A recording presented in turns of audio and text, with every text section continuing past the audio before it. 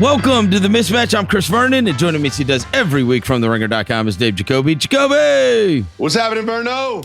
We are recording this on Thursday night. Not a huge slate, not a great slate, but where are we at in the games as we're about to start recording?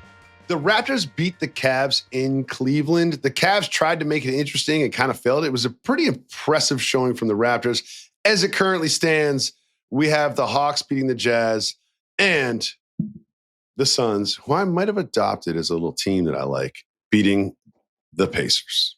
Suns have had good vibes recently. I know. Really good vibes. And they got, and look, their owner cannot wait to be brash. Oh, he wants to be brash so badly, right? It's because he's already jumping on Twitter. Season just started. But then he would be the arson that celebrates putting the fire out. It's like I am the arson and I want to be celebrated for putting the fire out. They've got guys that like really compete on that team. And I do think you feel like, especially after games, like when you see the Dylan Brooks stuff and you see the Grayson Allen stuff, that's two guys that I've covered in the past. Like those guys, there's something underrated about having guys that really care about the outcome every night. Like they compete, and I do think it permeates your team when you have a maximum amount of competitors. And sometimes it can just be 3 or 4 guys. The guys that are mad at halftime, the guys that are mad after the game, and I do think it carries over to the others. I mentioned this in a previous podcast, but I just feel like the Suns are getting B+ performances from all of their B players. And they're just, the rising tide is just floating all of the boats. You're listening to The Mismatch, presented by FanDuel. FanDuel now displays your bets directly on your phone's lock screen. And with the latest updates to the live events and player pages, it's never been easier to be part of the game. And Missouri, get excited because FanDuel's coming your way December 1st. Download the FanDuel Sportsbook app now and play your game. Remember, you must be 21 and over and present in select states, or 18 and over and present in D.C., Kentucky, or Wyoming. Gambling problem? Call 1-800-GAMBLER or visit rg-help.com. Call 888-789-7777 or visit ccpg.org/chat in Connecticut. And that is a great tease as we transition into loves and lows, because one of the Suns is in my loves, and we have not mentioned his name yet. Start with it. I want to hear it. You want me to start with the Suns? Yeah, I want you to start with it. We're right on it. Now I want to know who you mentioned in your love.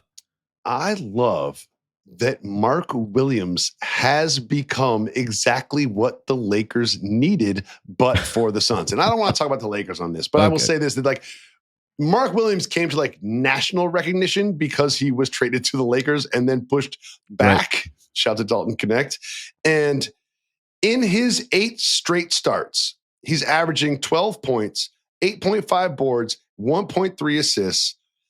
He gets a block a game, right? But he's shooting 62 from the floor. But what's really impressive to me is this is a player that knows what he is on the floor to do.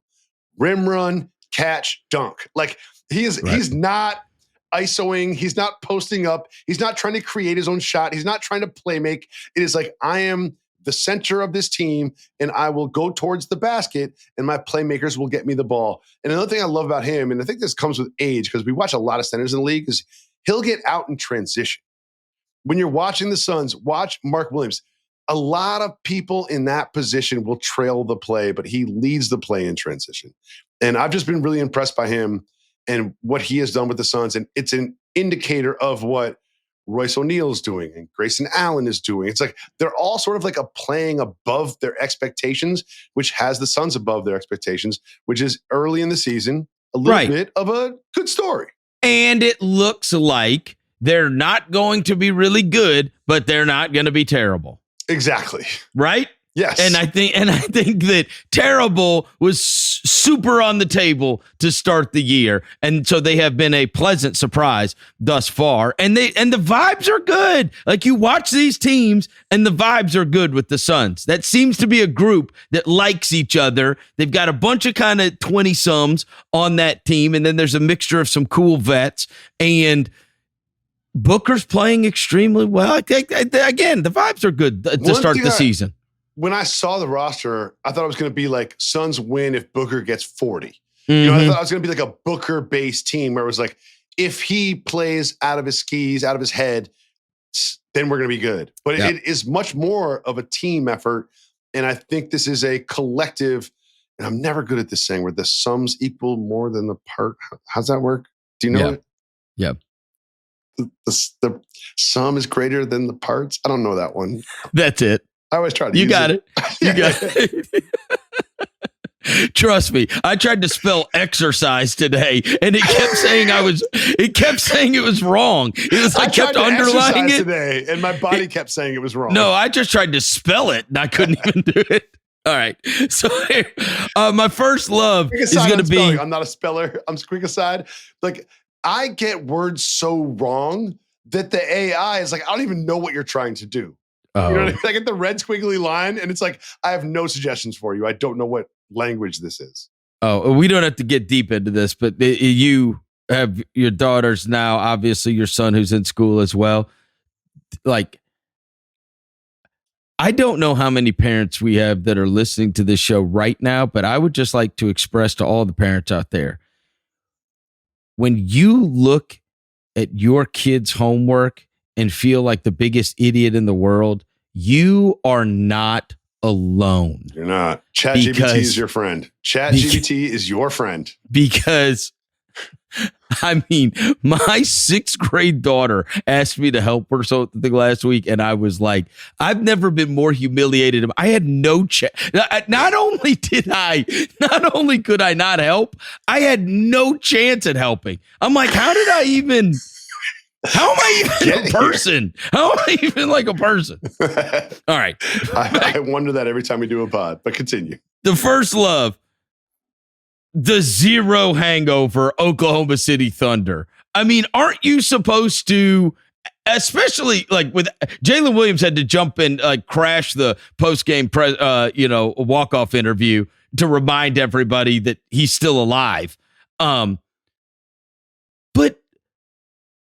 they've been without him to start this season. And theoretically, it's like, okay, now you're that game that's circled every single night, right? The defending champs are coming to town. And they've been without guys. And like last year, obviously, they were without Chet Holmgren for a majority of the season. They've started this year off with the guy who dropped 40 in the finals and it has been high on all of those rankings, right? This guy was like top 10, top 20 player in a lot of the rankings to start the season, and he hasn't been available. And it's just like, oh, okay, we'll just play AJ Mitchell and still be awesome. And so it was one thing for me to see them in person on Sunday and watch them beat up the Grizzlies. That's no great shakes, right? That's not all that impressive. The Grizzlies held their own during that game, let's be fair. And then the Grizzlies turned around 3 quarters. But I mean, look, but then they got stomped out by the Knicks and the Celtics. So again, that's not that impressive to beat the crap out of the Grizzlies. But then you turned around and beat the crap out of the Warriors and had some quotes after that from the opposing team. And then everybody had something to say about how disappointed they were in the Lakers game. On the Lakers side, right? 126-102 versus the Warriors, 121-92 versus the Lakers. They have a point differential thus far of plus 15.5, and they're 12-1. And the one we came on the air here and talked up because Denny Avdia put the team on his back after they were down 22 and stormed back and won that game against them, the Portland game. That's the one. A game that Oklahoma City... back-to-back missing guys. And they were up 22. Yeah. Right? So this, like, no hangover whatsoever when you know you're theoretically getting everybody's best shot. This has been crazy. And then this felt like 2 statements this week, right? These could be, you're playing the Warriors and you're playing the Lakers, and they just boat raced both of them. Like, you are not competition for us. So I'm going to break format and add one of my loves here, which is the Thunder defense, because it really came to mind last night. I was fascinated watching that Lakers game. I was absolutely fascinated by the Thunder defense. And they're missing some of their best defenders. There was a Luka Doncic pocket pass, and we all know it. Like, I know it first from like a Stockton Malone. You know, you take the pick, the two defenders are kind of like in between you, and you pass between them to the roll guy, right? We've all seen it a million times. James Harden does it very well. A casual little pocket bounce pass in between the two defenders. We've seen it a million times. Luka had one in like the second quarter, and it was stolen. And it was just like Luka himself was kind of like, ooh, that always goes through. He's used to the rhythm of the game where that pass is a pass that gets to Ayton. And Austin did it later too, where he had Ayton sets me a screen, I'm going to go off it to my right, and I'm going to throw a bounce pass in between the two defenders, and his was stolen too. Like, things that players are used to getting away with on offense, you cannot get away with against the Thunder. And there's some numbers like, you know, their opponent's turnover rate is 15.4%. Which 15.4% sounds like a low number, but that is an extremely high number to take the basketball from the other team. And I do want to mention before I'm finished with my, like, I love the Thunder defense, they are a swarming amount of wings, but I think it's important to recognize what Hartenstein has done this year. Like, he has been an absolute rebounding god. He leads the league in rebounding, and he's holding down the rim protection, all of the rebounding, and everything you need from him. He's never going to jump off the screen at you with highlights, but he is just rebounding his ass off. And both Wallace is second in steals, and AJ Mitchell is third in steals. And I think they might not be their best defender. Think about that. Right. No, when I saw them, they've been without Jalen Williams and they've been without Lou Dort. And it's a good point on the Hartenstein thing. He also is that big bruiser that enables Chet to be the help defender and just fly around and block everything. Right. Yep. It will enable somebody like Chet to be able to win like a defensive player of the year type award one year. I mean, I saw it happen with the team that I covered with Jaren Jackson Jr. and Steven Adams. Right. Yes. You also saw it happen with Giannis and Brook Lopez when Brook Lopez was a fully functioning human being. Great examples. You know, where like if you can get that four where he's like the fly around help defender, but he's not having to do all the dirty work stuff, that is devastating. Devastating. And you don't. Mobley as well. Mobley does it with Allen. Allen kind of does all the stuff by the basket. Can all of these players, the Mobleys, the Holmgrens, the Jaren Jackson Jr.'s, can they be your center? Yes. And Anthony Davis I'll put in the same pack. But are they best if there is someone bigger, stronger to assist them in helping rim protect and rebound? And I think that this Thunder team, they've gotten to the point, Verno, and this is something that happened to me with the Warriors. Like, people are going to get mad at me about this, and it's fine. I can't fight the way I feel. When I watch Thunder games, I root against them because they are so good. It happened to me with the Warriors when they were like at their peak. I was like, I'm going to watch this game. I want them to lose because that's interesting because they are supposed to win. And watching the Lakers, I thought the Lakers had a shot. And it was like, they're 5 minutes in the game. I was like, this team has no shot. I opened up my FanDuel app and I was like, whatever the spread is, I'll take it. I will take it. There is something that is going on, too, amongst teams. And it's going to be fascinating to see how the season plays out in terms of who will be the Daryl Morey that says, you know what, to hell with it. Everybody, they're unbeatable, but I'm at least going to load up and I'm going to take my crack at it. Because I think there's a lot of teams that are just getting disenfranchised. They look at it and they go, look how far away we are from that, right? Like, I mean, we're like, we need to be on a different timeline here than this timeline that they're on. Because how are you ever going to beat them? That is exactly what happened with the Warriors. There weren't a bunch of people that were going, we need to improve ourselves. They were sitting there going, what's the point of improving ourselves greatly? We still wouldn't be as good as them, right? And so it does change the trajectory of franchises, but it seems like Houston obviously has gone for it. Denver has to. Every year you've got Jokic, you have to. But it'll be interesting to see if the other ones sit there and make aggressive moves that you might make if you felt like it was more open. Because it doesn't feel open. It feels like it's them and it's Denver and it's everybody else. It does feel that way for like a regular season standings aspect, but like let's not forget they went 7 with Denver, and Denver hobbled into the 7th game. They went 7 with the Pacers. Yep. The Pacers, you know what I mean? Not some juggernaut Cavs team. Like this is a very beatable team. So I don't see it as the Thunder and everybody else. But the way they have started this season, it's not just wins, it's the way they win. It's not just what you do, it's how you do it. What they did to the Lakers last night was shocking. It was shocking. First loathe, Willie Green not getting announced at games and then being asked. I just got like, it just gave me all the sads. Like, really, he seems like a super nice guy. Like, say whatever you want about his coaching or his coaching acumen. Like, I don't, honestly, you could dig up Red Auerbach. He's not winning games with them. Okay. Like, so it's, I give him a pass on if you feel like when he had a group that he didn't succeed, but I mean, he's been married to the Zion fat and injured era at New Orleans, and then the Brandon Ingram thing, and they've had some good, and then obviously last year went to hell with all the injuries and whatever. And it's like, if the idea is they're really not saying his name because he gets booed when they say his name, it's just the whole thing. I got so uncomfortable watching him being asked about his name not being announced and was that his choice. And I was like, damn, man, like, what did he do? Like, what did he do wrong? Really? You think it's Willie? You think Willie Green's the reason the Pelicans aren't good? Yeah. Okay. Okay.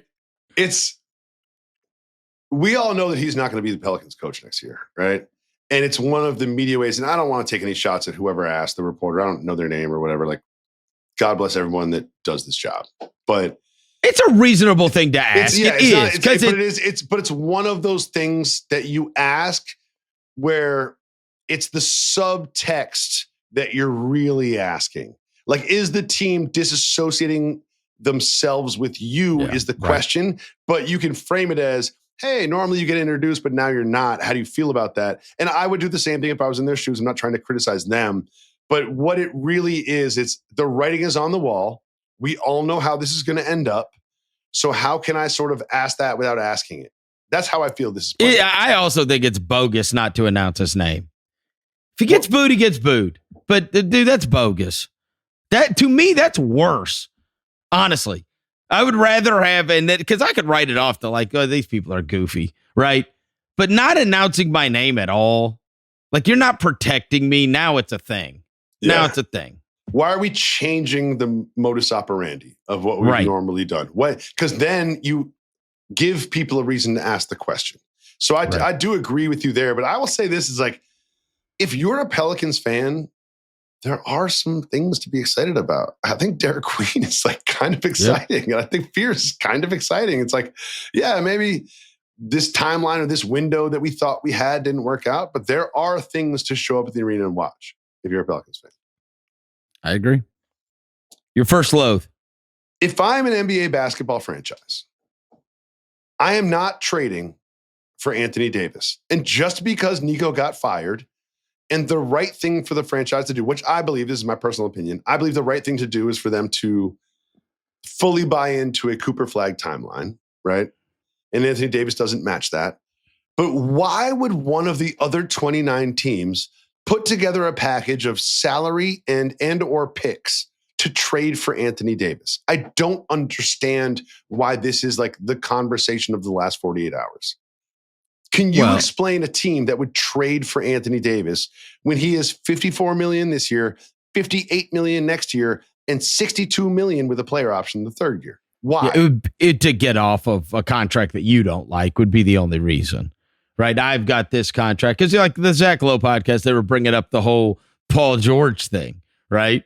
All right, we'll give you Paul George, you take it. You know what I'm saying? Like, you match up salaries that you don't love. So anyway, who does that benefit? No, I got you. I understand.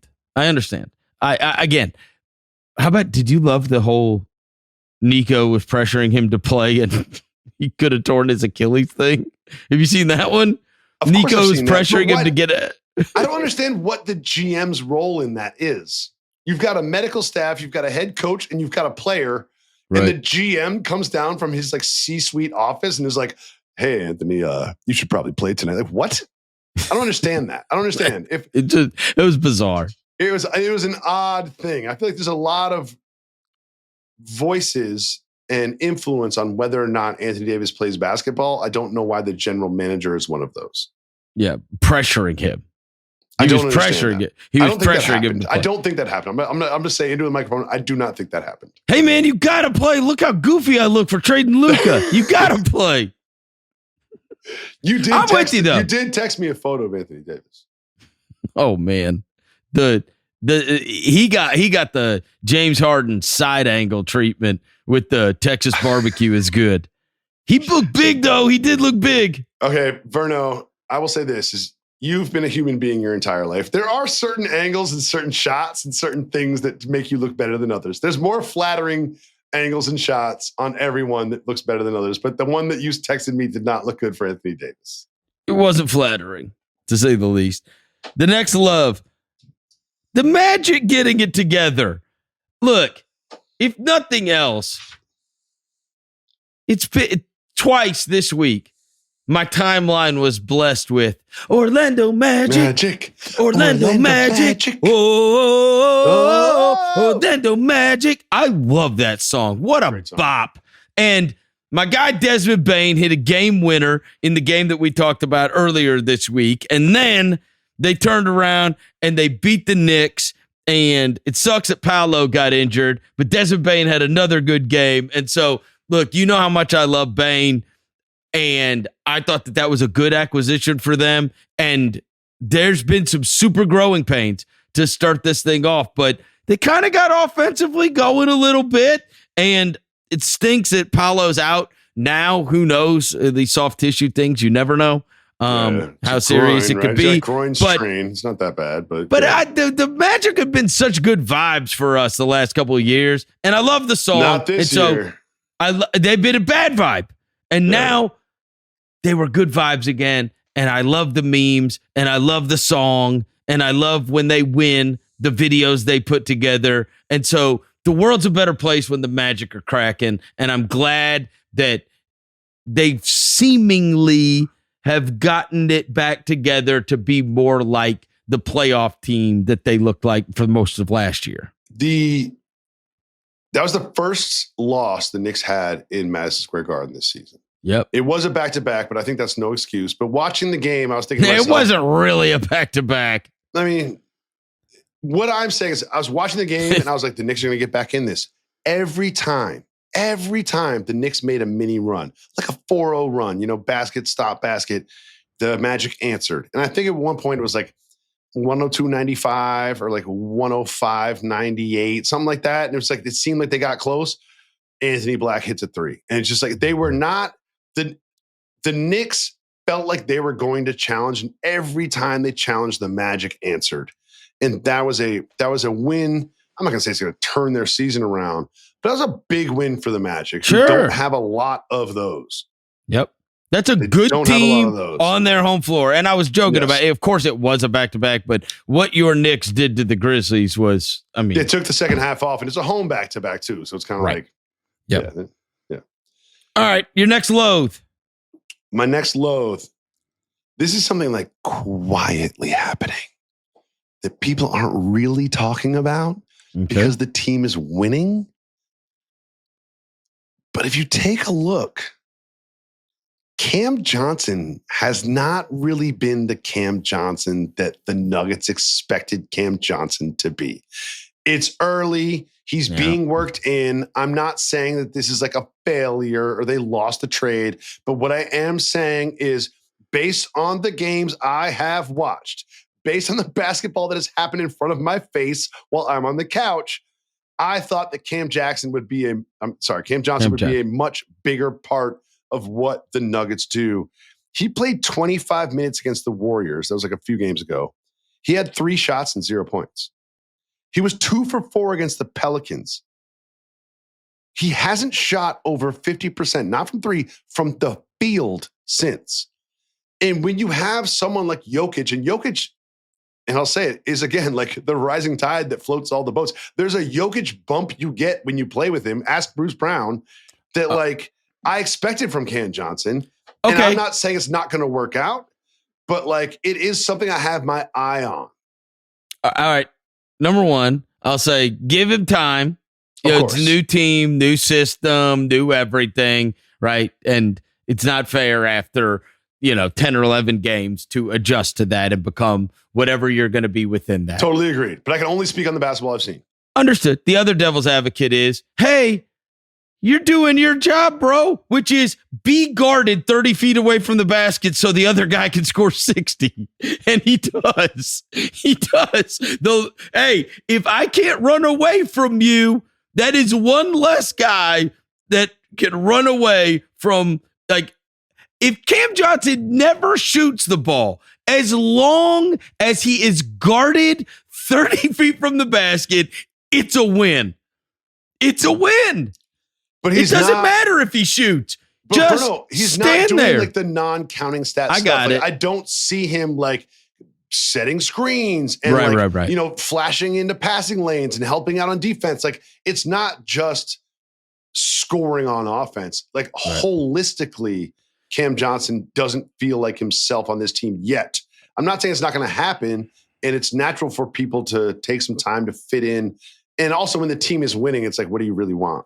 I also thought he was a more just plug and play, he could fit anywhere kind of guy, right? I expected more. Yeah. There's always those kind of players where it's like, okay, like, and I got it. Like he's a different type of player, but for years, it's like you could take Dorian Finney-Smith and you could put him on 30 teams and you'll find a role for him. And you could take Shane Battier and you could put him on 30 teams. You can Mike find Conley, a role. Mike Conley, when he was alive, it was like Mike Conley can be your point guard. No matter who else is on the team, Mike Conley will figure it out. So I just figured like Cam Johnson just make it work. Yeah, I just figured Cam Johnson was plug and play, but it has been a struggle thus far. But it's also there's something to be said for like, hey, the team is winning, so like, what's the real problem here? Fair. My next loathe, Marcus Smart's Grizzlies comments. Come on, bro. Like, it's already been horrendous. So I want to be honest with you. I saw this on the rundown. I intentionally did not see the comments. So I want you to enlighten me and the listeners as to what he said. I did not see them. I came back from injury and I got traded because they said I didn't want to be there. I'm injured. What do you mean I don't want to be here? I'm here every day working my ass off, cheering, and I'm the only one on the bench coaching. But you know how it is. Control what you can control. And then it goes on. By the way, he played in 20 games the first year and then played in 19 more the second year. But he said that LaRavia and Smart, they got traded, and then everything, just before everything went downhill last year, Memphis was the top 3 seed in the Western Conference. Then the coach got fired. Then another guy took over as an interim. Smart said he feels way better now about how things turned out. You see what's going on now. That started with me. I wish nothing but the best for them. Those guys, they work their asses off, but you could definitely see this coming. And now this is what you get. Damn, bro. Like, really? How do you feel about those comments? Really? Oh, how do you feel? I mean, he did literally nothing. He wasn't available for the Grizzlies. He played in 20 games the first year. So, like, save me you got rid of me and this is what you get. But like, he didn't even play. I'm sure I've said this before. I say this all the time. Everyone's a hero in their own movie. And Marcus Smart's world revolves around Marcus Smart. Yeah. But the dirty secret is Marcus Smart, you were not a factor in the Grizzlies when you were there, and you're not a factor in the Grizzlies when you're gone. Like you were just a non-factor. Is that fair to say? Yeah. I think that I think there is a correlation made by Marcus Smart that is not necessarily true. Right. I don't think the Grizzlies season went to hell because they traded Marcus Smart and Jake LaRavia. Yes. But if I'm Marcus Smart, I gotta respect it. Like, you know what I mean? I think I would probably be like, you know, if I resented it and you sent me to the Wizards, I would probably be that way too. You know what I mean? I'd probably be that way too. But and I just to put a bow on it, I will say, and I've said it before in the pod, like Marcus Smart is performing higher than my expectations for the Lakers. This is just not what. Look, people are already like on the coach's ass, on the best player's ass, on the GM's ass. Like things are horrible for this start to the season for the Grizzlies. And now it's like former Grizzly Marcus Smart says, hey, I saw this coming. Like, God. We don't need you chiming in. We don't need you chiming in. Really, bro? Really? All right. Well, I promise we're doing bad enough already. There's enough shovels and enough yes. dirt. We don't need yours, Marcus Smart. Yeah. Like there's plenty of shovels. There's plenty of dirt. Damn, man. Piling it higher. Golly. Are you okay? How's it going? Just a quick, like, horrible. Like a wellness check-in. On my brother Verno. Are you okay? Horrible. It's bad. Oh, you should have seen last night in Boston. I mean, the text messages with my buddies, it got dark. Oh, I mean, there is a play at the end of the first half. I'm not kidding you. Peyton Pritchard gets the ball 94 feet from the basket. Oh, I saw that. And dribbled the entire length of the floor and made a layup. And it was like an uncontested layup. Not one human got in his way. Was it off a make?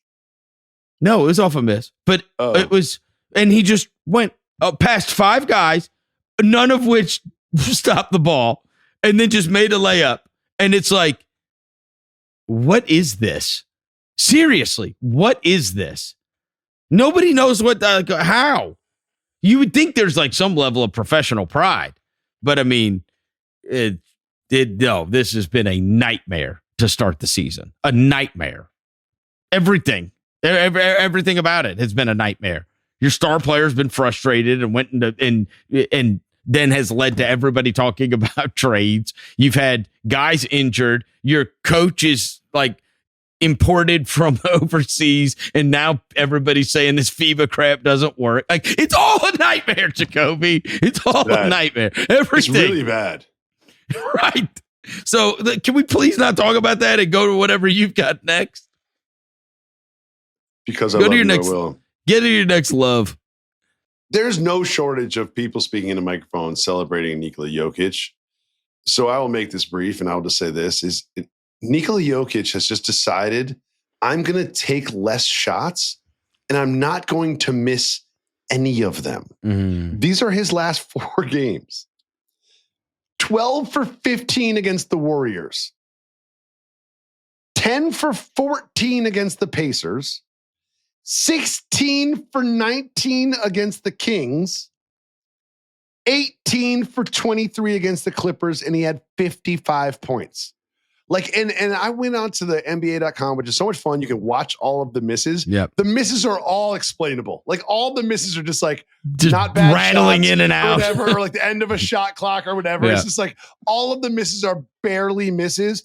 And in the 18 for 23 Clipper game, when he had 55 points, he started 1 for 4. I think, or 1 for 3. So he finished either like 17 for 20 or 17 for 19. Like, he's not missing shots. We talk about that Cade game when he had 40 whatever and he took 45 shots. Like, what Jokic is doing is 55 points on 23 shots. I don't think I've ever seen that before in my whole entire life. I swear to God. I don't think I've seen it before. He is otherworldly. I always talk about like when you go into opposing locker rooms, the whiteboard, right? Like, he's number one every single, like the goal is to try to make things difficult on him. Go ahead, double him. See what happens. Double him from the blind side, double him from wherever. Like, he sees your double before you even like put your foot in the ground to even double him. But the idea that theoretically these teams he's the most important thing to deal with that night when you play the Nuggets. Well, do you know he played the Clippers in the last game? And Zubac, who I celebrated last year, who just is not worthy of celebration this year, Zubac gave him a run. Like Zubac made things difficult for Jokic in a way other centers can't. No one can stop him. Well, he put up 55 on 23 shots. Like this is my kryptonite. That guy. My next love is going to be the other huge star this week in the NBA.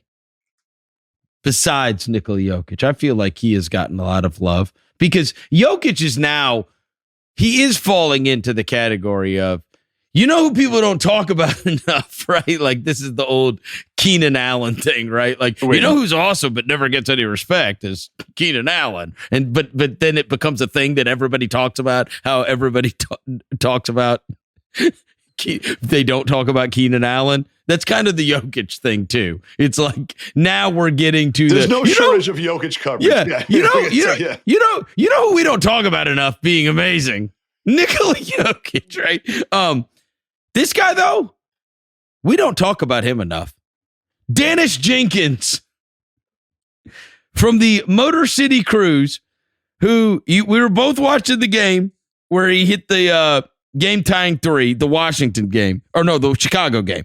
And that's the first time he played 34 minutes. Played that many minutes, 34 minutes, 24 points, 8 rebounds, 4 steals, 3 assists.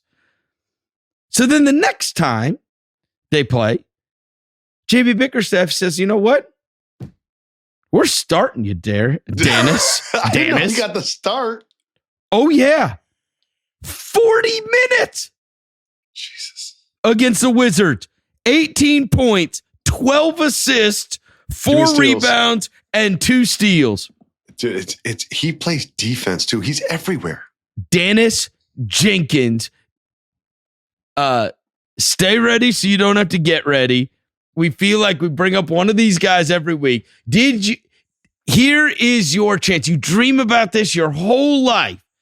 If I ever got the chance, this kid has made the absolute most of his chance, which this is when if you do it once, it's cool. You do it twice, I'm researching you. Mm-hmm. What is the deal here? It was Will Richard last week. It's the Will Richard belt. The Will Richard belt has been handed to Dennis Jenkins. And I do not lie into microphones. 7 days ago today, I did not know who Dennis Jenkins was. I did not. Two-way deal. Made the G League All-Rookie team last year for the Motor City Cruise. I was not paying attention to that. Yeah. He went undrafted out of college, okay? Where he played his last year of college at St. John's. He went to Pacific, then he went to Odessa, then he went to Iona to go play for Rick Pitino. Wait, hold on. Wait, wasn't Pitino at St. John's at the time? And then, listen, Pitino is coaching Iona. And he goes to play for Pitino at Iona. And then Pitino leaves Iona and gets the St. John's job. And he says, I'm taking Dennis Jenkins with me. Yeah. And brings him to St. John's with him. Therefore, he ends up playing for St. John's his last year. Then he gets undrafted. Now, you got that. But, I mean, he was a Pitino player at Iona and then at St. John's. And then he got undrafted, played for this Motor City Cruise, had a good year in the G League last year.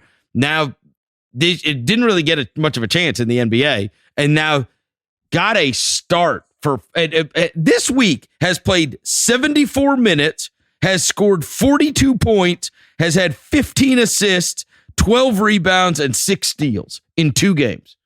But you're not getting a start for like the Wizards to see if you have something that we can build around. You're getting a start for the number 1 team in the Eastern Conference. So like, awesome. This isn't just like some team that's tanking, like to see what they got. It's not the Nets. You know what I mean? It's like we're the best team in the Eastern Conference. We have the best record. Dennis, we need you. Dennis Jenkins. And when I researched him, dude, Pitino loves him. Of course. Loves him. Of course. He didn't have to take him with him. And also, when you watch the game, he's one of those guys that you hate guarding you. It's like, why are you trying so hard? I don't have the ball. I'm 33 feet from the basket. Why are you in my jersey? Leave me alone. This is annoying. If I was a veteran point guard, I'd be like, dude, like, this isn't how we do things here. Stop. This is annoying. You're trying way too hard on defense. Shout to him. Have you ever seen that? Have you ever seen that clip of Earl Watson telling the John Stockton story? And Earl Watson is like, they told me don't mess with John Stockton. He's like, but I'm doing that thing, the Dennis Jenkins thing. And he's like, I am up on him. Like, I'm chasing around screens. I am up on him completely. And he stops and he yells at me and he says, back the f*** up. And he's like, what? John Stockton's yelling at him. He goes, he comes down the court the next time and he goes and he whizzes the ball and it flies like right by my head. He goes, I turn around. He wasn't even passing it to anyone. He said he threw the ball at my head. Yeah. Get off me. Get off me. He's like, he just threw the ball. He's like, yo, Josh Stockton is mean. Turnover. That was his only turnover of the whole year. Unbelievable. But that's what it reminded me of when you were talking about how those vet guys, they're like, dude, stop. Yeah, it's like, this isn't what we do. Pick me up after half court. You know what I mean? Yes. Just leave me alone. Leave me alone, dude. This isn't Dennis Jenkins. What a hero. Am I doing a love or a loathe? Loathe. I hate to see Chris Paul go out like this. And I hope it doesn't go like this. Or how about their whole second unit? Chris Paul, Brook Lopez, they're all going out sad. It's just, this is not what they signed up for. No. You know what I mean? Like, there was a world, and listen, like, I like to admit when I was wrong. And I like to be wrong. Not I don't like to be wrong, but sometimes I like to be surprised. I like when things don't go the way you expected them to. I saw the Clippers literally as a championship contender last year in the playoffs, like literally a championship contending team. And I thought that bringing in Chris Paul, Bradley Beal, Brook Lopez, Isaac, I thought this was, or Collins, I'm sorry. I always John Collins, yeah. Collins. I thought this was going to like bolster what they already had. Everybody liked their offseason. Everybody liked this team is going to be better now. And I was dumb enough to think like maybe Chris Paul, like, and I think we even talked about this. I was like, maybe this is like the fairy tale scenario in which his retirement year, he ends up hoisting the Larry O'Brien trophy and then rides off into the sunset. And now he's getting DMP CDs 3 games in a row. And he has not contributed in any way, shape, or form to the wins or the losses or the team. Yeah. At all. I loathe this. Yeah. I loathe this for him. And there's no question, Norm Powell covered up that, you know, Kawhi played 37 games last year, and he's already got this like now he's got foot thing now, and injuries. so it's never a straight up injury. It's always mysterious. Oh, my ankle hurts. But they don't. My foot hurts, and they don't have Norm hurts. Powell to just. Norm Powell was like playing at an all-star level last year, and so it was like okay that you didn't have Kawhi Leonard, and now poor Brad Beal fractures his hip. That's like done. What a freako injury that is. You just never see that, really. You like see that happens. People, like old people fracture their hips, and the Clippers are old, and they look old when they play. And he's got a player option for next year, and I just can't imagine receiving that phone call. He picks up the player option. It's a nothing contract though. It's like what 2 for 11 or something. Imagine you get the phone call. It's like, oh, guess what, Mr. Beal would like to exercise the player option for next year. My next love, Jaden McDaniels. So I always like when these guys take a weird leap, like later down, and we'll see if it holds. So far, so great though, because we're 11 games into the season. He's kind of been a 12 point per game, you know, just a tick under 50% from the field guy, you know, plays defense, not really a good 3-point shooter, but he is banging corner threes. He's averaging 18.5 points a game. 55% from the field. It's a low volume, but he's hit 54% of his threes, which is, I believe, leading the league right now through 11 games. Getting to the line a little bit more. And I mean, he's 6 years in, but I went and looked it up. I mean, he's 25 years old, right? Like this is the beginning of the prime, right? When you're in your 25, 26, 27, 28, right? And it's like, sometimes, and it's interesting, I just mentioned Norm Powell, another guy, right? Where it's like, oh, we kind of thought we knew what Norm Powell was, right? He's kind of a 12-point per game. You know what I mean? Like he's a role player guy, and then Norm Powell's like, wait, hold on. Is Norm Powell in consideration for All-Star? No, I love this because it's like we always call like leap guys are usually in their third year, fourth year. No one makes a leap in their seventh, eighth year in the league. And now it's 6 years in, and here's Jaden McDaniels. And he's now averaging 18 and a half points a game, right? That's a big deal to go from 12 to 18 and a half. Yeah. That's a different player. You know what I mean? Yeah. That's a different player. Not to mention he's locked down. Like he's long as all hell. We talked earlier about players that could go to any team and get in where they fit in. Like, wait, so you're telling me that you're a perimeter defender, one of the best.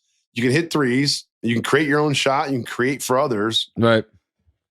What's the problem with that? Yeah, shout out to you. This is an early love. He has been outstanding. No, I think so too. It's like one of those guys where it's just he was good last year. Like I didn't have any complaints about Jaden McDaniels last year, but I didn't know this was in him. Shout out to him. You know what? I'm jealous of that one. I'm taking that one. My next love is Jaden McDaniels. Let me tell you what he's done. Shut up. This is a player. I don't watch a ton of college. You know, I'm watching NBA basketball and taking care of my family or whatever. Like I don't have the capacity to like dig into college. I also went to a college that had a D3 basketball team, so I don't care. But coming out of Kentucky, Reed Sheppard was like a celebrated player in this draft. Yeah. Like what we thought he would be, we thought much more of. And I always say no one saw more Reed Sheppard basketball than the Rockets last year, and they decided not to play him. And in preparation for this, I read some Reed Sheppard articles. Apparently, like, they really worked on his defense this offseason. But in the last, 2 weeks, Reed Sheppard is starting to look like Reed Sheppard. Just from his last 4 games, you saw this one against Memphis, 5 for 7 from the field, 2 for 4 from 3. The loss against the Spurs, 6 for 10, 4 for 7 from 3. Missed a huge defensive assignment, and Castle got a dunk. That bothered me, though. There was a big possession. And then against Milwaukee, another big game. 6 for 10 from the field, 4 for 6 from 3. Against the Wizards, again, like another great performance. Like his last 4 games have have shown that he could fill the void that Fred VanVleet left. And I think that he didn't play because of defense. I think he didn't play last year because 100%. Of defense. He is going to be an awesome offensive player. Good defense against the Bucks. Because I had my eye on him because he missed a couple assignments against the Spurs. So I was like, maybe that's why he doesn't play. So let me watch him against the Bucks. It wasn't just like steals. I mean, I think he had 4 steals. I don't know. I don't have him in front of me. But it's just like he wasn't a liability in any way, shape, or form. And they get him in action. Every time he's on the floor, they put him in action. It is like, it's a sore thumb out there. It's like, oh, Steve Nash. Bring the little white guy over here. Steph Curry. Bring the little white guy over here. Let's see what we can do with him. You just got to hold up. He stood up to it. He stood up to it in the last few games. And I'm proud of him. And man, the Rockets they're flying high, but if he can consistently do what he's done in the last couple of weeks, there's no reason he couldn't. It's in his 2nd year in the league. I love Reed Sheppard being Reed Sheppard, who we thought he would be. He is going to be absolutely awesome offensively. You got to remember, this is the first time through. Let him have 3 or 4 years in the league. He has special talent when it comes to shooting the basketball. End of story. And he also is very good at facilitating as well. He could get around screens and crab dribble. When you have Şengün and KD and Thompson on your team, and I guess if Eason is going to shoot 70% from 3 or whatever, you don't need to create your own shot. You can be a table setter. And I think the biggest thing was him as a defensive liability. And I think he worked really hard on it. And he had some quotes himself. He was like, last year it was like an adjustment period. It was hard. Okay, well then I've got to just go out of order, and I'm going to do my last love because it ties into this. Amen Thompson, the motivator. I had written this down, and I'd saved this for one of my loves. Because Amen Thompson told your aforementioned Reed Sheppard. Have you seen this? Yeah, I saw it. Amen told me in the weight room just a minute ago, he said, but if you take one more dribble when you're open and there's no shooting, I'm going to punch you in the face. Then they went and they asked. No, so Reed said that. Reed told the story, and the reporter was like, I need two, I'm a journalist, so I need two sources, and I need to confirm this. And so she goes to Ahmed Thompson, and it said Thompson did not deny that he said that. In fact, he doubled down. When asked to confirm the quote, he simply said, I did say that. If you dribble one more time when you're open, I'm going to punch you in the face. Ahmed Thompson, real teammate, real motivator. And honestly, also the kind of guy that he might hit you. You don't know. Oh, he might. But I'll also say this is like, it's fun and laughs, but there is something to like, hey man, like we worked this offensive possession for 12 seconds to get you that shot. If you don't take it, then what were we just doing? It took 3 passes to get you an open shot. So like, why did we do all this work for you to pass it up? Like the whole point is for you. And guess what? If you shoot 40% from 3, that's fine. You're going to miss a couple. It's okay, Reed. P.S. Ahmed Thompson's like some OG Jay Crowder vet. You know what I mean? Like he's like 2 years older than him. And KD posted something on the internet about Reed, like a pro Reed post. And I think these things help. Like it's silly for us to talk about, but like having your teammates absolutely just believe in you, support you. You didn't have a great rookie season. You didn't live up to the expectations as he's the number 3 pick, right? Like you didn't live up to those expectations. But they obviously like the guy. Give you this confidence works. And, obviously vibes are always good when you're winning. But like this, I'm going to say that the Reed Shepherd we've seen the last 2 weeks will scale throughout the rest of the season. I believe in it. It's funny you say vibes come with winning because that's been it's something we've joked about here. The coach came and said, look, sometimes it's a chicken or the egg thing, right? Yeah. Does the chemistry come and then it leads to success?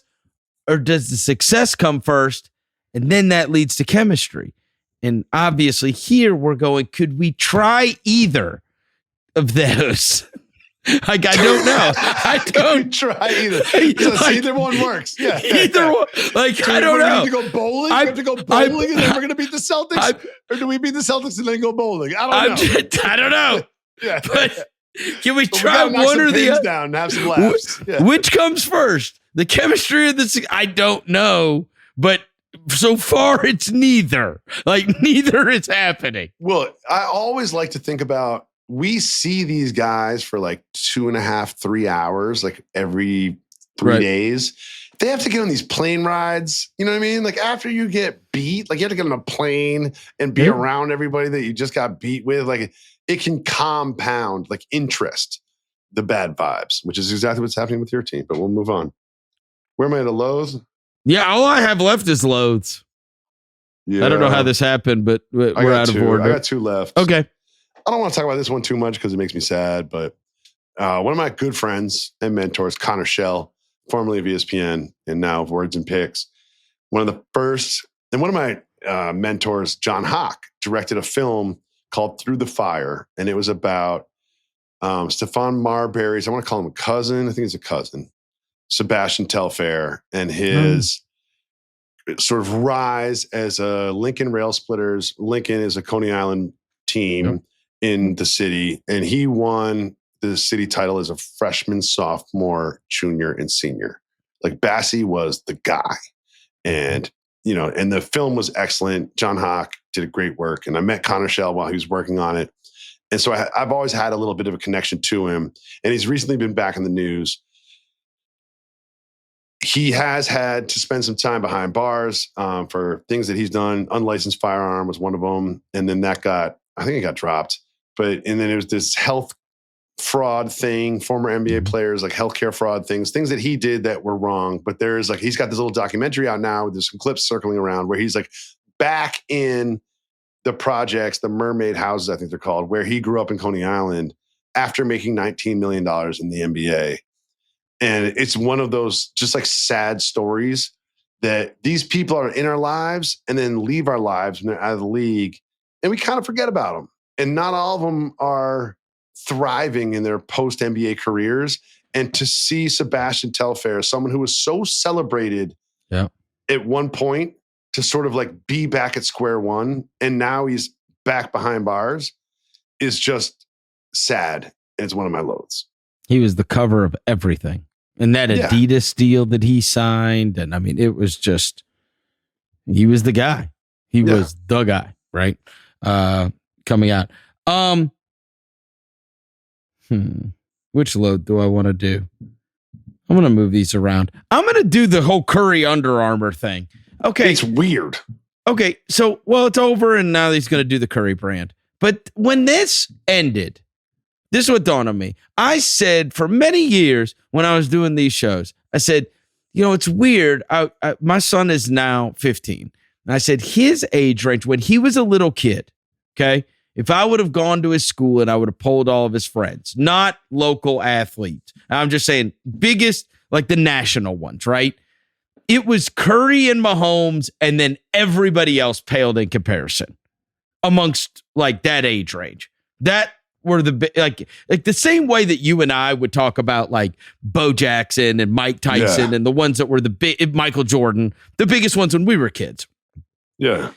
Curry and Mahomes are the biggest, right? One of the things that dawned on me as I'm watching this unfold tonight, and this whole he's no longer with Under Armour, whatever. I don't want to bag on anybody too badly, but that has got to be the absolute least amount of traction you could have gotten out of a transcendent star ever. You and I have been in basketball gym. Kids love Curry still, right? They act like Steph Curry. Steph Curry has revolutionized the game, no matter what you want to think, and certainly in gyms, maybe to their detriment with little kids shooting threes, right? Yes. His dad wasn't letting him shoot threes, but that's what they all want to do. But I have been in gyms. I was in a gym today. I'll be in one tomorrow with my daughter's team, right? I've been in gyms for the last better part of 12 years, regularly around kids. I've never seen anyone wearing Currys ever. What? No, that's not true. No, that's not true. I'm not kidding you. I'm saying in these gyms. No, in these currently they're not wearing the shoes. No, they're not. You're misremembering this. No, I'm not. I promise you, Verno. The Curry 1s or 2s were very popular. No. I had a pair. And Nike was freaked out. Under Armour started like eating into Nike's stranglehold on the business. There was a season, a shoe that came out that really was a problem for Nike. I remember this. Maybe there was a year and you had them. I'm telling you, still to this day, I was at a gym today. There's I guess there were probably, let's see, there's 8 on one team there. I mean, 18 to probably 18 girls in the game. And then there was another game after them and another game after them. I mean, I see what shoes they're wearing, right? There's tons of Giannis's. Giannis's are big. A lot of Sabrina's are big. Obviously, there's Morant, Jaws that are big. In the boys, it was like all Kobe's the last couple of years. The Kobe's hit a huge wave again. A lot of Kobe's and a lot of those GTs. They all started wearing like the Nike GTs a lot, right? Yeah. I'm just saying, they said that he's had this deal for like 13 years or 14 years. Do you remember the commercial? Which one? You don't remember any. No, there's no me Steph neither. There's no Steph Curry commercial that sticks out in my mind. I just feel like they had like one of the biggest athletes of all time, and I'm not going to remember anything from it. And it's a really interesting story that just bizarre. I don't bore us all with for 20 minutes. But like his dad was involved in the meeting. It didn't go well, and I think it was Nike fumbled it. Damian Lee, right? Wasn't it Damian Lee who was his teammate when he was coming up? Bazemore. That's who it is. Kent Bazemore. Who played for the Warriors and the Hawks. And he was an Under Armour guy. And Steph Curry was like, he's like, he was kind of goofy, right? Like he's kind of like a goofball. Yeah. He's like, Baze has all of this gear. He was impressed by just how much gear Under Armour sent him. And he's like, these people really take care of Kent Bazemore. So maybe I should give him a shot. And it ended up working out that way. But I will push back on you with this one thing. There was at least 2 shoes that came out that did cause panic throughout the industry that maybe Under Armour could win. Under Armour was sort of like at its zenith, that did threaten the industry, that they just sort of like lost hold of over time. I mean, it's a fumble. It's a huge fumble. I feel like he was the athlete, the most marketable athlete you could possibly imagine. Well, MVP. I mean, everything. I'm gonna stop myself. I was about to say into a microphone like how great Steph Curry is and how marketable he is. That's ridiculous. That's obvious. It's like calling rain wet. It's like, of course. I actually have some of the Curry golf stuff because he's got his own golf line with Under Armour, and it's good.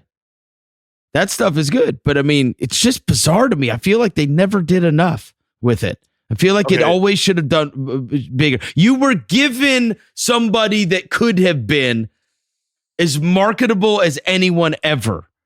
And like, I have more vivid memories of Uncle Drew type stuff. And like, I mean, there's just nothing ever attached to it that I remember. There's no reason that, I mean, I'm going to, bring up old school, that Ja Morant should have like much more popular shoes. How dare you? How dare you? There's just no reason. How dare you? How dare you? There's none. There's no reason. How dare you? There's no reason. And how dare you? Have you seen the Brunsons? They're called the foul bait ones. Have you seen those? Well, no, the Brunsons, they just released them. It's actually a walking boot. It's a big walking boot. No, those are the Kawhis. The Brunson ones are a walking boot. They come with free crutches for you to leave MSG in.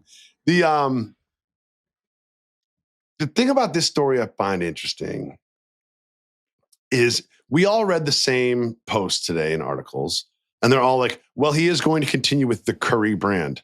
Yeah. Dirty secret, I've never heard of the Curry brand. I've never seen anything labeled the Curry brand. I've never seen a t-shirt, a shoe, in anything of the. Have you ever seen the Curry brand? I mean, just the golf stuff. Okay. I just haven't seen it. So yeah, just the golf stuff. He's walking with this asset that is the Curry brand. And I was like, never heard of it.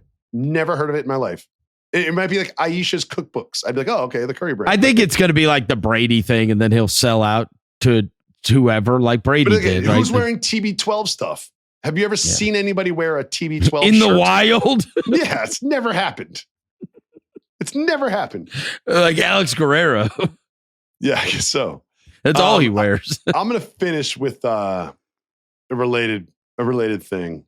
My last loathe. I love LeBron James, and I don't have to explain why. I just love what he does on a basketball court. Oh. And I used to love what he did off the basketball court, but he makes it so hard sometimes. And the latest is a tweet, and I'll just read it. November 13th, 9:32 a.m. You're probably listening to this on the 14th. This is yesterday morning. He tweets, and I quote, I love watching YouTube golf green emoji, videos, exclamation point, random, I know, LOL, all caps, so cool, exclamation point. It makes him so relatable, man. I don't know what to do with that. He's just so relatable. I don't know what to do with that. He likes watching YouTube golf, man. Why are you sharing that with me? LOL and then so cool? That is not cool. I watch random YouTube videos about golf. I follow all the golf swing helpers on Instagram, but like I'm not going to tweet, I love watching people tell me how to fix my swing on Instagram. Random, I know, LOL, so cool. It's just weird. All right, I am changing my last one. I am not going to get into Klay Thompson being upset about what Pat Bev and Jay Will said about Megan Thee Stallion. I'm leaving that one aside. I will accept I'm not no doing Jay it. Williams slander. I cannot defend him in this case, but I'm not doing it. yeah. I mean, I will just say it is a little different when, as far as I know, their wives have not had a song called WAP. So let me just say this is we've both been in this business a long time, and Jay Will is sort of like new to the space. Yeah. Sometimes people just get comfortable and say things locker room into talk. Microphones that they should not say into microphones. Yes. He's new to the space. Like, that is not an appropriate thing to say into a microphone. Correct. Locker room talk. You're right. We all know guys that talk like that. No politics on the podcast, please. Oh, stop. All right. I am changing mine because if there's a God, please shine down upon me and let me watch the Jokic brothers fight the Morris twins. Oh! This is unbelievable. They were asked on their chat, the Morris Code Show, who would win a fight, them against the Jokic brothers. Marcus and Markieff almost seemed to scoff at the idea, saying it would be a landslide and implying that the Jokic brothers are fat and can't move. Markieff, did you see the clip? Markieff explained how people think the Jokic boys are big and bad, but don't seem to realize that he himself is 6'10", 280, and he put it, actually athletic. Okay, look, I have been around. First of all, thank you so much for bringing this up. I want to apologize to our listeners and viewers. I did not put this on the rundown. We should have led with this. Do we have to re-record the entire podcast? I'm willing to do it. I've made it abundantly clear. I've seen the Morris twins, and I've seen them in person.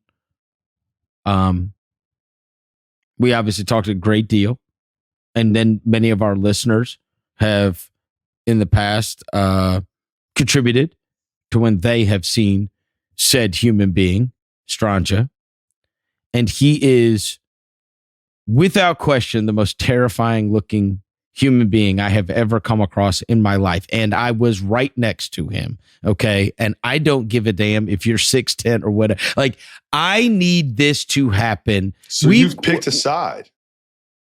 Oh.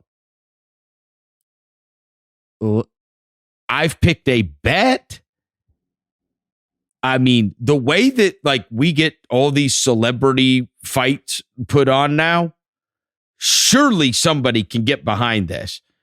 And I promise you, if we want to get into like a fight, like if we can set this up, there is no amount of money I would not put on the Jokic brothers. That's the question, because there's a number for everything. There is a dollar amount that you will not pay. Let's call it a 2v2 boxing match in the ring, all four combatants in the ring at the same time with boxing gloves and boxing rules. What is the $1 amount that you will not pay? Like, what is your breaking point?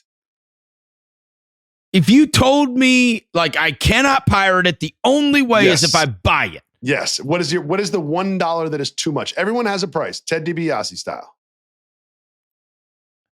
And I'm going to get to watch Stranja fight. Yes. The Morris twins. I'd pay $300. I'm at $474. If it gets to $475, I'm out. But $474, and I'll invite some friends over so we get some value out of it. I won't just like watch it by myself on the couch. I'll invite some friends over. I'll host a party, and I'll pay $474. $475, I'm out. $474, I'm in. I love that you brought this up. And I actually did like the Morris twins analysis. They're like, we're athletic, we're athletes, we can move our feet and our bodies. You can move them around the ring. Like, he thought about this before. I mean, obviously there's history there. I don't think that human being that I was in the presence of feels pain. No, I feel like he is the kind of guy that would not wince at the branding iron being put on his hand, that if you hit him with a metal rod in the head, he would just be like, what else you got? Thank you. Yes. Like, I just like the fight starts, ding, ding, ding. The ref puts them together. They touch gloves, and then like a Markieff lays a 3-punch combo on Strongya. Yeah. Strongya doesn't even put his hands up. It's like, now what? Yeah. It's like, okay. Right? Like he's literally been kicked in the head by a horse. God. Like he doesn't care. How can we make this happen? I don't know. I'll work on that. That'll be my homework for next pod. Is I'll try to make some phone calls and set some emails up and just like talk to who is it? Trilla? Who puts on those versus things? What was that streaming site? Trilla? Is that it? Yeah. Do they still exist? I'll send an email. CEO@Trilla.com. I'll send that email and be like, let's get this Jokic versus Morris thing together. Jokic brothers versus the Morris twins. Yes. Yeah, it would be fantastic. We need to see it. Thank you to our executive producer, Jessie Lopez, as always. And Jacoby, I'll talk to you next week. Must be 21 or over and present in select states. For Kansas, in affiliation with Kansas Star Casino. Or 18 and over and present in D.C., Kentucky, or Wyoming. Gambling problem? Call 1-800-GAMBLER or visit rg-help.com. Call 1-888-789-7777 or visit ccpg.org/chat in Connecticut or visit mdgamblinghelp.org in Maryland. Hope is here. Visit gamblinghelplinema.org or call 800-327-5050 for 24/7 support in Massachusetts. Or call 1-877-8-HOPE-NY or text HOPE-NY in New York.